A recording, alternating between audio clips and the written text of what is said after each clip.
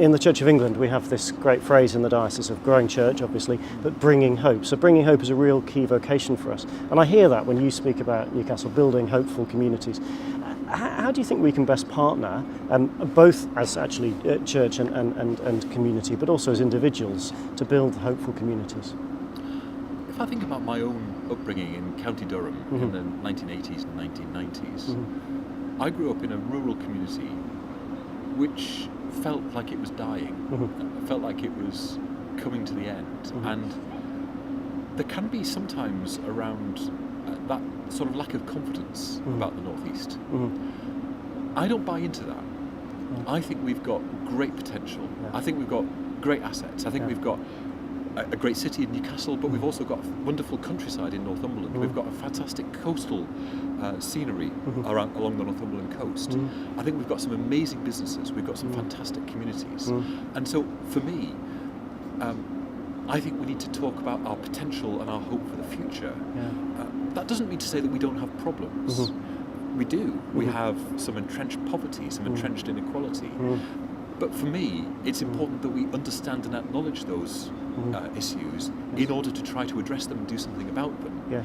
And one of the things that I've learned in my role as leader is that people from London and Whitehall and Westminster often expect people from the North East to go down with a begging bowl. And I was quite taken aback. I was down one time last year and a senior civil servant said to me, half jokingly, "So what are you here to ask for this time?" and I think we should be offering something to our country, not simply asking for handouts.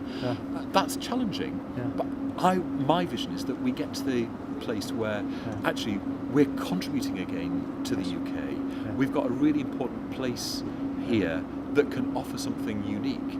And in the same way as Newcastle was at the heart of the original Industrial Revolution, where the steam locomotive was invented, where Stephenson built the rocket, where Swan invented the light bulb. I think we've got an opportunity to be creating and innovating for the future, particularly in some of the newly emerging sectors like life sciences and the digital tech sector. And of course, where St Aidan's and Cuthbert brought Christianity into the English land. And of course, one of the things that I think is perhaps a bit underplayed is the tourism potential of our region. I mean, the birthplace of Christianity in the Western world, the extraordinary story of St Cuthbert and Lindisfarne, the pilgrimage walks that there are across Northumberland, and the amazing religious heritage that we have in places like Monk Wearmouth and Jarrow. These are all really important parts of the North East story that perhaps we haven't told as strongly or as proudly as we should. I think that's right.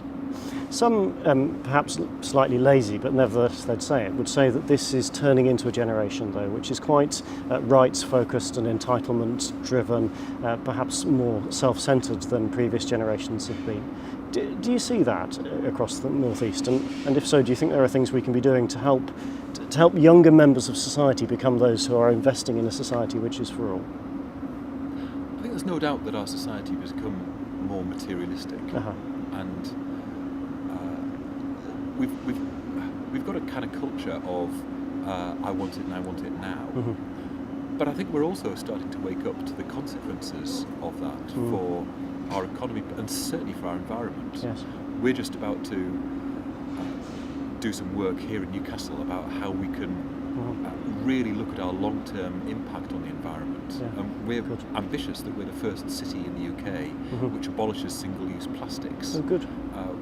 We know that that's causing a huge impact on the environment, and we've only got to watch programmes like David Attenborough's Blue Planets to realise the really serious long-term impact on our environment, on our planet, of these kind of things. So I think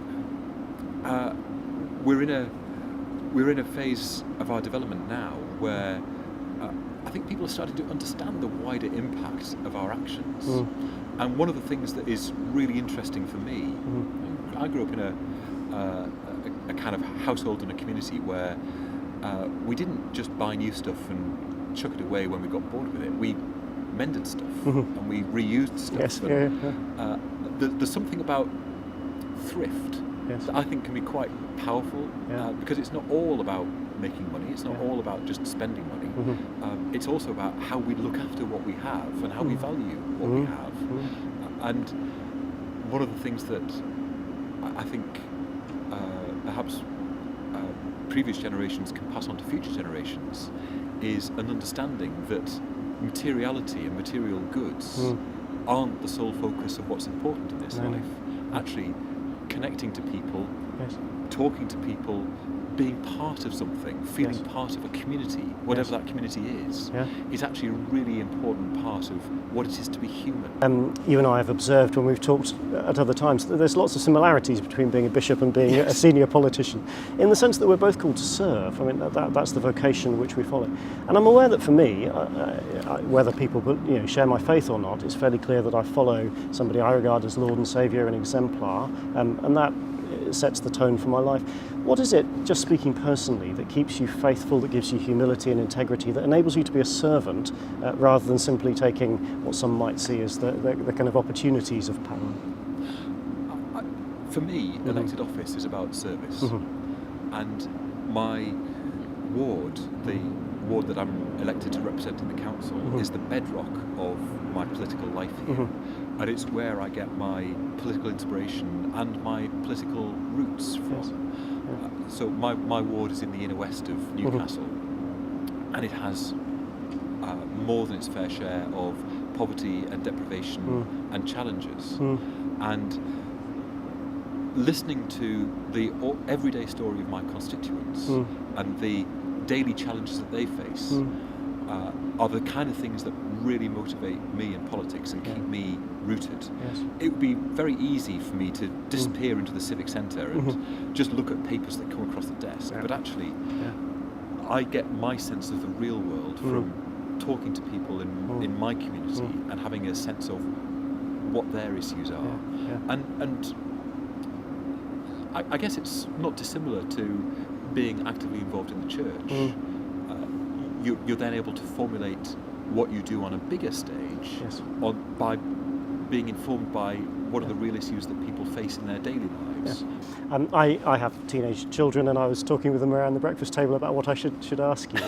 I kind of want to ask you what you would like to say to the teenagers. I'm particularly conscious that, for example, in growing up north, we do quite well in primary education, but there's an attainment gap between the northeast and the southeast in terms of secondary education. But actually, I meet so many young people of our city and our region, and I'm immensely proud of them. But what would not as a politician, but as a man, what would you like to say to our young people? I've talked about my background and my growing up. The sense that I had when I was growing up in this region was that if you wanted to make something of your life, you had to move away. I don't want kids growing up in this region now to have the same sense of despair for our region's future. I want people growing up in our region now to feel that they can be a really important part of the northeast. They can put down roots here, that they can have enough career choices here to be able to make something of their lives.